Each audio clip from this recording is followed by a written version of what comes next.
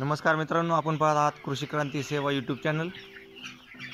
आता उन्हाळा लागलेला आहे आणि या उन्हाळ्यामध्ये शेडचं टेम्परेचर मेंटेन ठेवण्यासाठी अशी बघा फॉगर सिस्टीम बसवलेली आहे।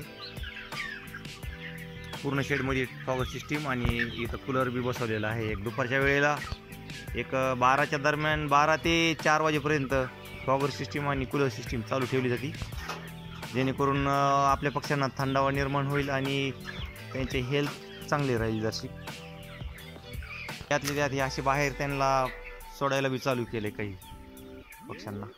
काही पक्षी आता मनाने येतात, हे बघा हे असे बाहेर बी खात येतात कीटक वनस्पती वेगवेगळ्या।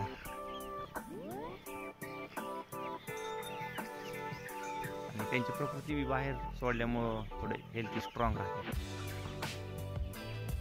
आपला पक्षी जवळपास 1 किलोच्या दरम्यान झालेला आहे सध्या।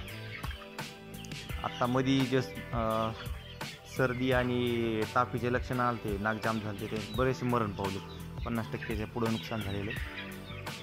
पण त्याच्यामुळे सांगतोय की नवीन व्यवसाय चालू करायचा तर प्रशिक्षण नक्की घ्या। आणि हा व्हिडिओ आवडला असेल तर लाईक, शेअर आणि सबस्क्राईब नक्की करा कृषी क्रांती सेवा यूट्यूब चॅनल। धन्यवाद।